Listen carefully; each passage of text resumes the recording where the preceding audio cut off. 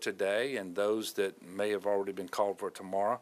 And we'll also have information for you for higher education. That information is going to come from Aaron Bindley of the Department of Education and Dr. Kim Hunter-Reed, the Commissioner of Higher Education. We just completed another briefing at the Unified Command Group here at GOSEP, and the latest tracking forecast appears to spare Louisiana from the worst of the storm, but it remains a very dangerous storm, one that no one should take lightly. We've reached out to our neighbors in Mississippi to offer assistance pursuant to any request that we might receive from them as we are able to grant those requests. However, there's still a lot of work to be done in Louisiana, and there's an awful lot of folks who ought to be paying attention to this storm and making preparations. While all of the changes in the track have generally been in our favor, as I mentioned, we still have some nasty weather headed our way. We can still expect high winds along to the east of I-55 in the range of 40 to 70 miles per hour, and a strong storm surge in parts of southeast Louisiana of 1 to 4 feet.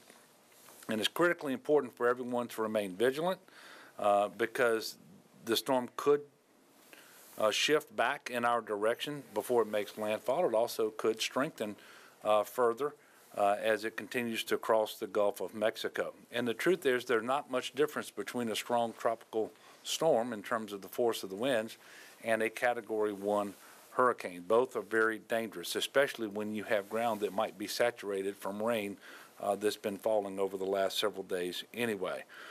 We're still keeping a close eye on southeast Louisiana, including the Florida parishes for heavy rains and high winds. But we also need to start focusing on northeast Louisiana, too, as this storm moves northwestward along its track. This afternoon, GOSEP will conduct a briefing with the National Weather Service out of Jackson, Mississippi, and with parish officials from northeast Louisiana to make sure that they can continue to prepare. I've just authorized up to an additional 150 guardsmen to be activated, and we're beginning to place assets around northeast Louisiana with this storm on track to impact that area overnight and into tomorrow. This afternoon, GOSEP will begin coordinating with the National Weather Service out of Jackson, as I just mentioned. So again, we're not out of the woods. We still have a couple of days left to go, and I'd ask everyone to pay close attention, to get prepared. If you haven't done so, it's not too late. To get a game plan, I'd ask you to go to getagameplan.org. It will give you information about what you need to do to be prepared. And with respect to road closures, which as of right now we don't have road closures as a result of this particular storm, but go to 511la.org, 511la.org for real-time information on road closures. We will send out a notice of the next briefing as the storm makes landfall, should in fact there be another briefing here of the Unified Command Group. So at this point in time, I'm going to be followed by Aaron Bindley, and then she will be followed by Dr. Kim Hunter-Reed, and then we will take questions, and of course those questions can be addressed to any of the three of us or those individuals who are here with us today. So Aaron. Thank you, Governor. The Louisiana Department of Education has been monitoring school closures of our public school systems throughout the last 24 hours. As of now, we now have 12 school districts that have closed for today across the state. I'll read the list. Closed today are Assumption, Bogalusa, Jefferson, Lafourche, Orleans, Plaquemines, St. Bernard, St. Charles, St. Helena, which just closed at noon today, St. James, St. John, and St. Tammany. A number of these school districts have also announced closures of after-school activities this afternoon. We expect that some in the southeast region will likely announce closures tomorrow. At this time, the only closure that we know of that's been announced for sure tomorrow is for students in public schools in Washington Parish. But again, we encourage parents to watch their local news, be in touch with their school officials throughout the evening for any further announcements in terms of school tomorrow. We encourage our school systems to continue to work with their local offices of emergency preparedness, and we stand ready to help them in any way. Thank you. Thank you, Aaron. Good afternoon, Kim Hunter-Reid, Commissioner of Higher Education. In terms of the update from Higher Education, I met this morning with all of the system presidents to get the update and to make sure that we are coordinated and on track to support our institutions. In addition to the 5 campus closures that were closed as of this morning and the 6 LSU Ag Centers, we have 3 campuses that are closing early today. UNO at 2 p.m., Southeastern at 3:30 p.m., and Nichols at 4:30. The only campus that has announced closure for tomorrow is Southeastern University. They will be closed tomorrow. All other institutions will keep us posted. They are all coordinating with their local officials. We encourage our students and our campus community to monitor the weather, as the governor mentioned, to make sure you have a game plan and that you not take this lightly. We want to make sure that everyone is safe, and we are continuing to monitor, and we will update you as we have more information. Thank you, Governor. Thank you. And with that, we will take whatever questions you might have.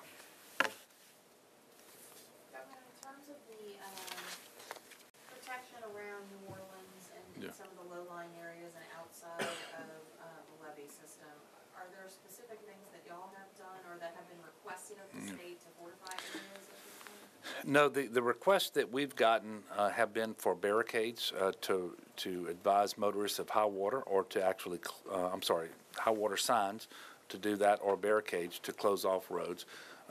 You may recall that the mayor-president in Orleans actually already has in place a voluntary evacuation for those areas in Orleans Parish outside of the levee protection. But we have not received specific requests for any additional activities beyond that at this time. And based upon the most recent information we have from the National Weather Service, it appears that, well, it doesn't appear. If you take a line from Grand Isle towards Baton Rouge, everything to the west of that line has been released from the tropical storm warning. And then the area of the state of Louisiana that appears to be most at risk for damage related to this storm is Washington Parish, St. Tammany Parish. But clearly we look further south towards St. Bernard and Plaquemines Parish, which could potentially have some problems as well. But the tracking of the storm seems to be, there's a great degree of confidence in the forecast as it relates to the tracking of the storm and to the strength of the storm as it makes landfall. Any other questions? Yes, ma'am. Can you talk about where the National Guardsmen are being placed? I could, but I'm going to ask General Curtis to do that. Thank you. All right. Thank you, Governor. Okay, so for landfall, we placed high water vehicles and boats starting in Plaquemines Parish, St. Bernard, Orleans, St. Tammany, Washington, Tangipahoa, and then I have helicopters on standby in Hammond that can do search and rescue.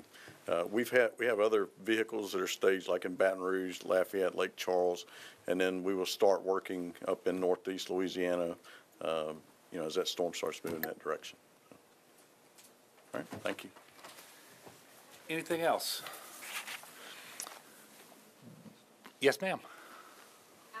Do you all expect, I know there's supposed to be a lot of rain in New Orleans. Yeah. Do you expect that the drainage system there is going to be overwhelmed? No, we do not, both because of the rainfall that we are expecting, but also because of the current condition of the pumps, which seems to be good, and power generation capacity, which also seems to be good. So we are not anticipating issues there. We do ask people to remain vigilant, as we've said before. Pay attention to local news, to local authorities. Make sure you know if schools are closed. At this point in time, we are not anticipating any early closures of state offices today.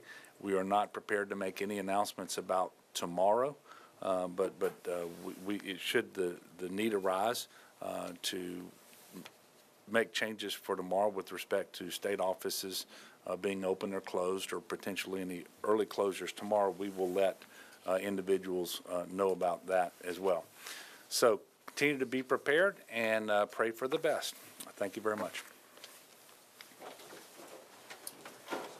That's right. That's okay. That's a good job. You heard that?